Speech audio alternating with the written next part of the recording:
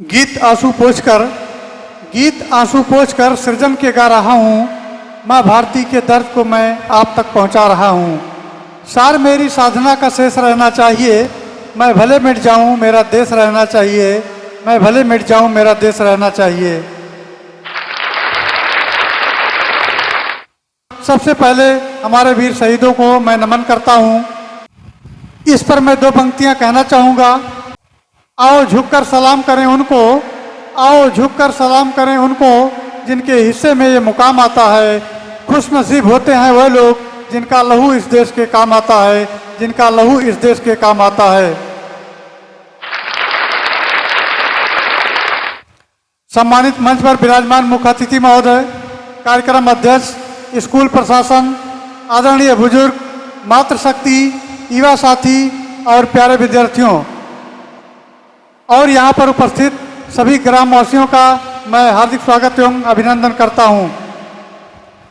आज पूरे भारत में स्वाधीनता दिवस मनाया जा रहा है। आज ये कल्पना करना कितना कठिन है कि हमारे देशभक्तों को किन किन कुर्बानियों से गुजरना पड़ा। 200 वर्ष गुलामी थी, लंबा संघर्ष था, लक्ष्य को पाना आसान नहीं था, मगर अपने देशभक्तों के बल पर हमने आज़ादी पाई है और आज हम स्वाधीनता का पर्व मना रहे हैं। ये दिन हमारे स्वतंत्रता सेनानियों को याद करने का पर्व है। स्वतंत्रता सेनानियों ने अपने देश को अंग्रेजों से आज़ाद कराने के लिए अपने प्राणों की आहुति दे दी।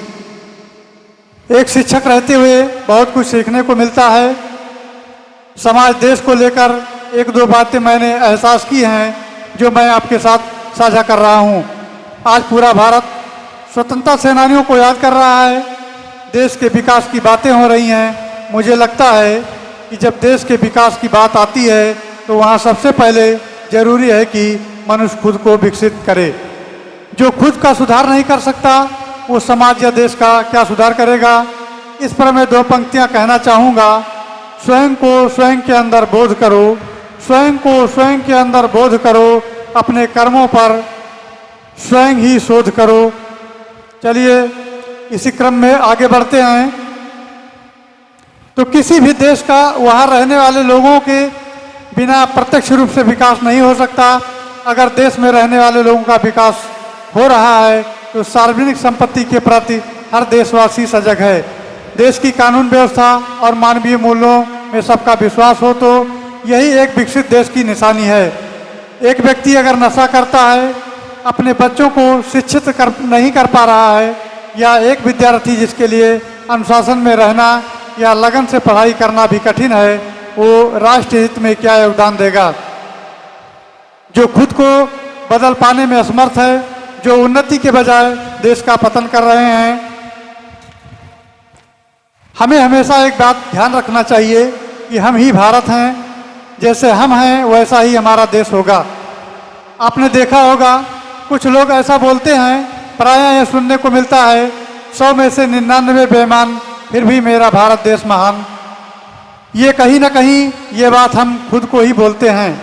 अगर स्टडी की बात करें तो सुंदर पिचाई से श्रेष्ठ उदाहरण और नहीं हुए, जिन्होंने मध्यम वर्गीय परिवार में जन्म लिया और IIT पास आउट होकर आज सुंदर पिचाई गूगल के CEO पद पर हैं। जब हम देश के सफल युवाओं को अंतर्राष्ट्रीय स्तर पर सुर्खियों में देखते हैं तो हमें गर्व होता है कि हमारा देश उन्नति कर रहा है। इस कार्यक्रम में उपस्थित प्यारे विद्यार्थियों से कहना चाहूँगा कि आज लगभग हर घर में स्मार्टफोन है। मुझे नहीं पता आप उसका सदुपयोग करते हैं या उसका दुरुपयोग करते हैं। आज से आप स्मार्टफोन में छोटी छोटी उम्र के प्रतिभाशाली बच्चों और सफल युवाओं की कहानियाँ पढ़ें, आपको जरूर प्रेरणा मिलेगी। सफलताओं के लिए विद्यार्थियों को जीवन से ही खुद को अनुशासित करना होता है। बेशक घर में निर्धनता हो या विपरीत परिस्थितियाँ हों या अनेक समस्याएं हों, मगर मेहनत, लगन, अनुशासन और श्रद्धा हर कोई पाल सकता है। इसलिए प्यारे विद्यार्थियों से कहूँगा कि आप लगन से अपनी शिक्षा ग्रहण करें और जिन बच्चों की रचनात्मक कार्यों या खेलों में रुचि है वो अपने अपने रुचि के अनुसार एक लक्ष्य बनाएं और लक्ष्य को हासिल करें।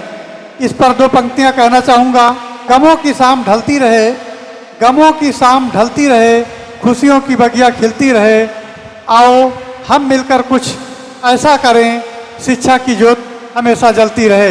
प्यारे बच्चों, शिक्षा के बाद हमारे संस्कारों और हमारी अच्छी आदतों की बात आती है। हम अपनी मर्यादा और संस्कृति धर्म को मन में हमेशा धारण रखें। किसी भी प्रांत देश के लिए उसकी संस्कृति विरासत अहम होती है। आज के इस कार्यक्रम में आदरणीय ग्रामवासी, ग्राम पंचायत और विद्यालय के सदस्य भी आए हुए हैं। आप सभी से यही कहूँगा कि आपके सहयोग से ही ये संस्था चलती है। ये विद्यालय विद्या का मंदिर हम सबका है। हम सभी मिलकर इसकी स्वच्छता, अनुशासन और जिम्मेदारी का वहन करें और जिम्मेदारी निभाएं। आज इस मंच से हमारी तरफ से एक छोटी सी बात है कि अगर एक विद्यार्थी के घर में अपशब्दों का प्रयोग होता है तो वो बच्चा स्कूल में ऐसे शब्दों का प्रयोग करेगा जिससे विद्यालय का अनुशासन भंग होता है। इसलिए हम सभी को खुद में सुधार करने का संकल्प लेना चाहिए और आज हम ये संकल्प लेते हैं।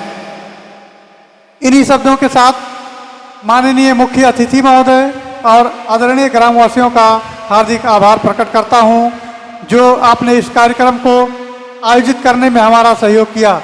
आप ऐसे ही समय समय पर विद्यालय में आते रहें और हमारा मार्गदर्शन करते रहें।